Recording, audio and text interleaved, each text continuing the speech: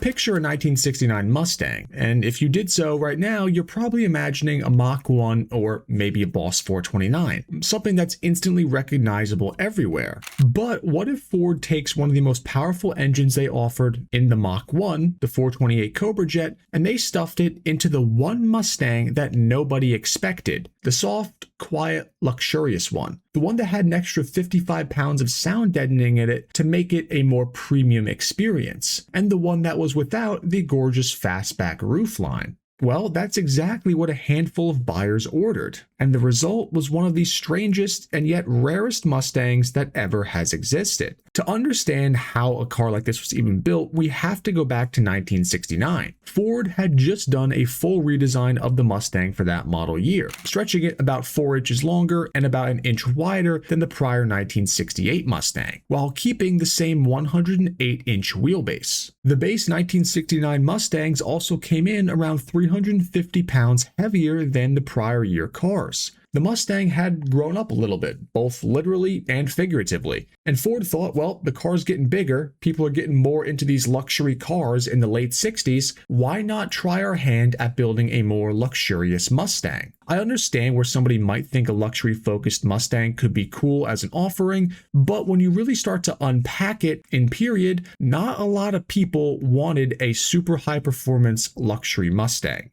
Because at the time, you have to think of all the other sub-brands that already existed. If they wanted super luxury, they could go buy a Lincoln. If they wanted performance with a bit more luxury, they could go ahead and buy a Mercury Cougar rather than a Mustang. So whether a luxury Mustang itself could bring in enough customers when those things already exist as alternatives, that was a question that required more thinking. But Ford went ahead with the idea anyway, and the Mustang Grande was born. Based on ads and brochures from the time, the name Grande seems to be a shortening of grandeur and not just the Spanish word for the word large. After all, the Mustang Grande wasn't really any larger than a normal Mustang, but it was heavier. The key difference between a Grande from a visual perspective is that they were only available with the hardtop notchback style, which came with an added vinyl roof and, as I mentioned before, about 50 pounds of extra sound deadening. Now, I personally prefer the early Mustangs in a notchback to a fastback, specifically the 64.5 all the way up through 68 cars. I like the notchback more, but the 69 into 1970 body style does look so much better as a fastback for whatever reason. The coupe of those just doesn't look as good in my opinion, and the Grande, well, it was only available in the coupe.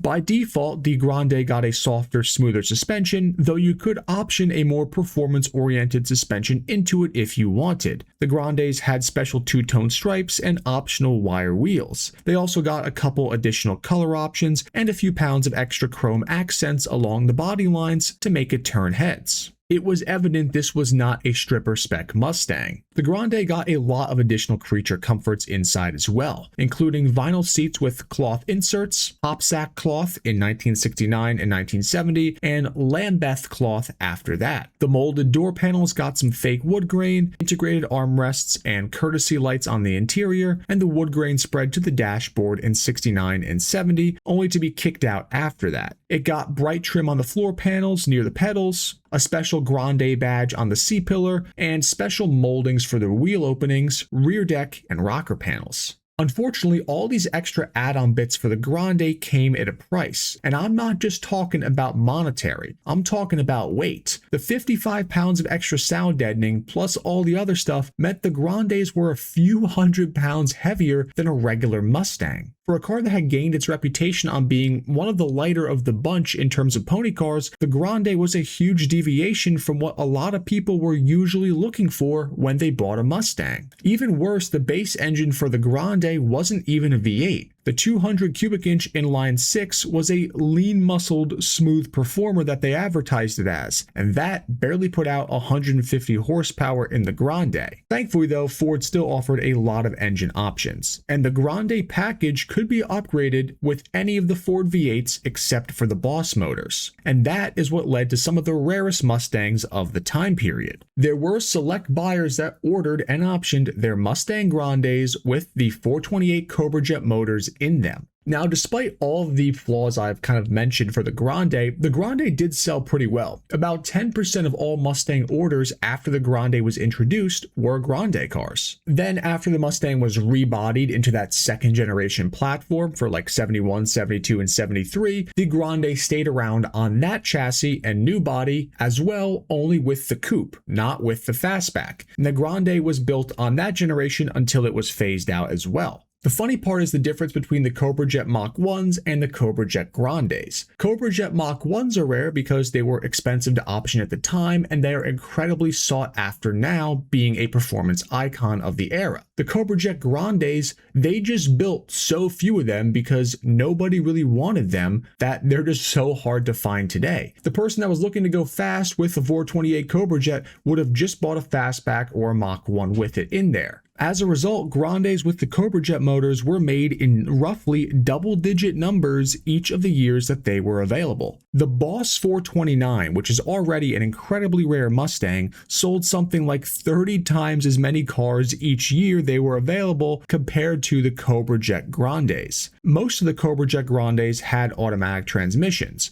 making cars with a factory 4-speed even rarer. In 1969, approximately 28 Grandes with Cobra Jets were made with automatic transmissions and 9 with manuals. 1970 saw 13 Cobra Jet Grandes with automatics and exactly 1 with a manual. Now, as I'm sure you're aware, those Q-Code 428 Cobra Jets were awesome motors, rated at 335 horsepower at 5,200 RPM and 440 foot-pounds of torque at 3,400 RPM. They had a 10.6:1 compression ratio and a beefy 4-barrel carburetor. They were a bit wasted in a car as heavy as the Mustang Grande, but a few people did still buy them. But here's where it gets crazy. 1971 saw the introduction of the 429 Cobra Jet and Super Cobra Jet motors as a replacement for the 428s. Functionally, these 429 motors were awesome. They were beasts on the street. And in 1971, you could still get the 429 put inside of a Grande-bodied Mustang with up to 370 horsepower and 450 foot-pounds of torque. Now, apparently there were 36 automatic 71 Mustang Grandes made with the 429s and 2 factory manual transmission 429 cars that were made that year. 71 also saw the application of the Cobra Jet name to a special 4-barrel version of the 351 Cleveland.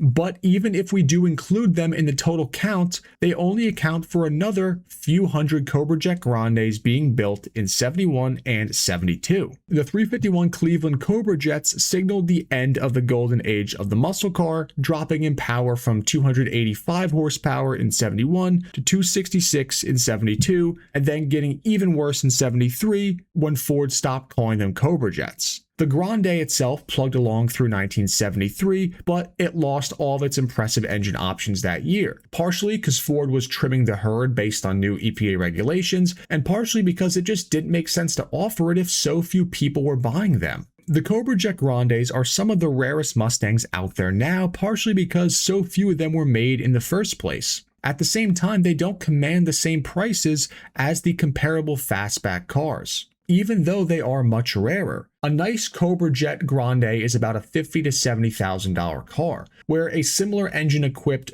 fastback car could be well into the $100,000 range for something like an R-Code 428 Mach 1. Still though, while there were only a few Grandes made with the big motors, those must have been really cool sleepers in period, because everybody probably would have just seen that and thought, oh, it's a Grande, it just got an inline 6 in it, it's just a secretary's car. Not knowing that under the hood of this luxurious, voluptuously styled Mustang was going to be one of the nastiest motors you could get on the street. These are just such cool cars, I had to make a video on it breaking them down, even though the Grande gets a lot of hate and I don't personally like the way they look that much. You can't deny that the Grandes with these big motors were not cool cars. Let me know in the comments down below if number 1, you owned a Mustang Grande of any kind, and number 2, if you knew of any Grandes back in the day that were on the street running fast. I'd love to hear some stories about that because I feel like the sentiment was always people talking about the fastback cars,